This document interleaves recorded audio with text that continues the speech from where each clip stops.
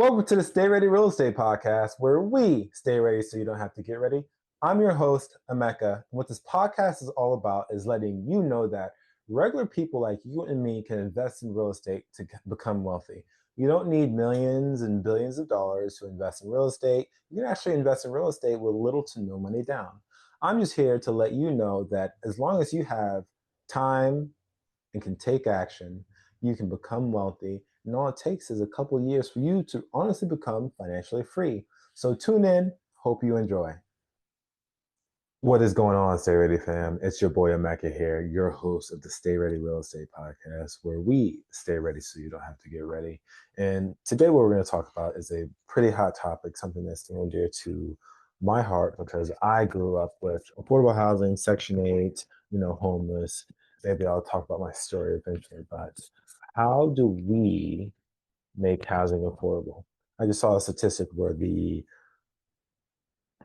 new first-time home buyer is currently 40 years old. That's crazy. So let's assume you go to college. Typically, when you go to college, you're going in at 17, 18, leaving while you're 21, 22, and you find a job and you rent, find a job, get paid, save money to buy a house, start a family, get the white picket fence, and boom, you have the American dream. But now people are leaving college and renting for 20 years. And that's kind of crazy. That's kind of not healthy. It's harder to build the American dream. People are working harder. And at the end of the day, even if it is cheaper to rent than to buy at a certain given point, your rent is not stable. It's not fixed. It's going to go up. It's going to go up. It's going to go up. Very rarely do it comes down like it is now because it's a bad market because the world goes in cycles. But affordability is a true problem because the average American is getting kind of spanked right now. Boomers might be sitting on great equity, in lower interest, but they don't have to sell. Whenever they were going to college, they were buying homes off one income on a pretty consistent basis as well. But times were different then. Times are very different. Most people in today who have a family, they live in two income households. And you didn't have to do that back in the day. You do now because things are more expensive. And this thing called inflation is always going to start eating up our dollar. And what's the answer? What is the answer of making housing affordable for the masses? Right now, they're floating around a 50-year mortgage. And I think it's a temporary fix. I do think it is a fix, but I think it's a temporary fix because what I think it's going to do is increase house prices. So even though that there's a 50-year mortgage, which will reduce your monthly principal and interest payment by a couple $100s. I did make an episode on that to give a real example.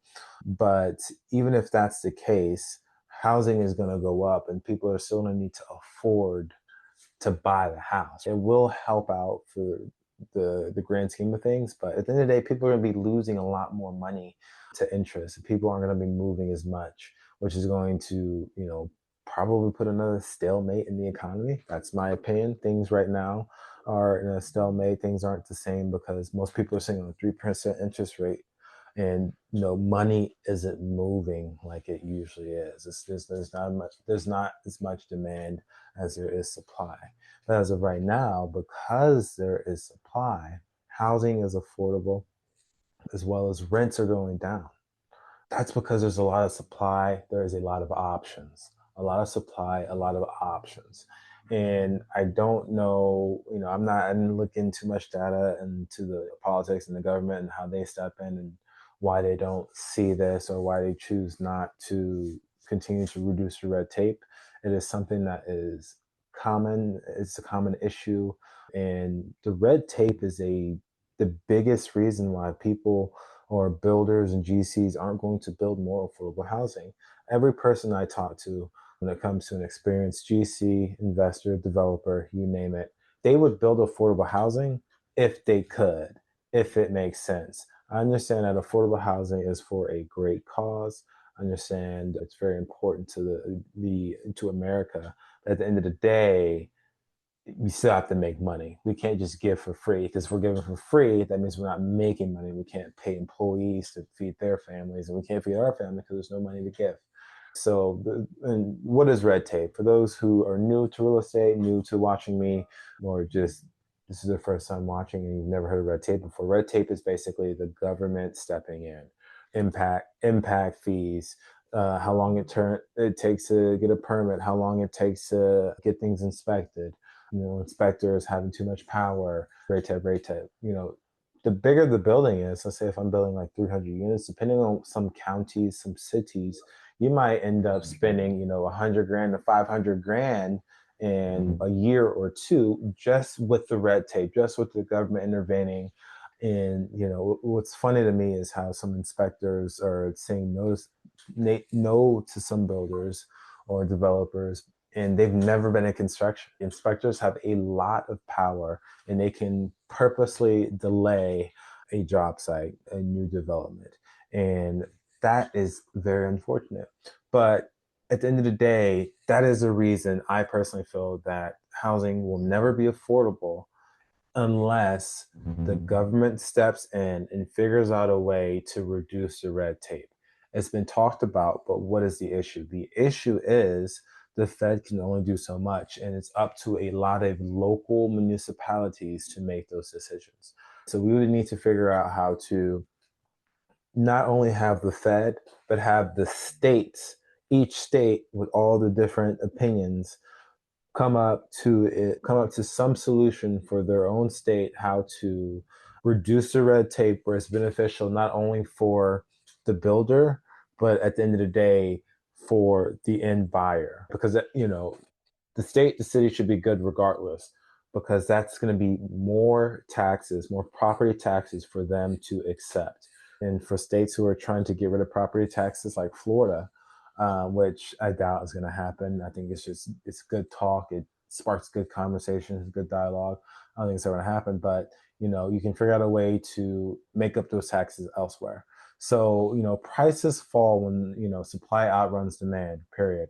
Every time in history that rents and home prices dropped, it wasn't because of policy. It was because of we built enough. There's more buildings for people to move into, and there's more options. So, people who want to build like me or developer, you just don't you can't be too aggressive, or else they're just going to pick someone else who's cheaper that has another good product. You can't regulate your way into affordability. You build your way into it. So when inventory rises, every high rate environment softens because there's options. And the more options we have, the more supply there is, the more we have to be aggressive and price conscious, because at the end of the day, I can't sell you a $3,000 iPhone if you can get another iPhone that does just as much. Maybe the camera's not good for $2,000. So if there's a bunch of options, then they're not going to pick the highest cell phone. But if there's one option or two options and one's $3,000 and $3,001, then we both win. So the more you build, the more options you give to buyers, the more the prices have to come down and the more rents have to come down, because the buyer gets to choose what they want. There needs to be a healthy balance. It can't be a buyer nation, but it has to be healthy, balanced, and make sure that the world understands as long as there is a home to pick, always, it's going to be affordable, right? And then once that's the case, once the red tape's gone, then the government can probably step in on a lot of other aspects that can help people afford to buy down payment assistance. We're not asking the government to give any money. We're just asking them to make it easier to build and have less resistance, because zoning is a silent killer of affordability. Single family zoning locks out density where people actually want to live. Cities that allow duplexes, triplexes, ADUs, more options, more competition, lower prices. More options, more competition, lower prices. Outdated parking requirements alone kill thousands of units before they ever break ground. So there's a lot of different reasons that red tape stops everything. But just understand, the more options there are, the more options buyers can choose from with rent or even buying a home, the cheaper things are going to be, the easier things are going to be. And the less we can start using red tape, and the more we can deep dive into how we can help people buy these homes and also educate and keep up with the homes. So when it comes to affordability, it is a need. I believe the counts like we're like 7 million houses short. However, the more we can build, the better we can help society. Until next time, team. See ya. Thanks for tuning into the podcast. I really hope you enjoyed. My goal with these podcasts is to help you get 1% better every single day. And if you enjoyed, please like and subscribe and go to my YouTube channel because I post real life deals and the ongoing things that I'm doing to let you know that I'm walking the talk and not just talking about it, not just yapping. So, hope to see you next week. Till next time.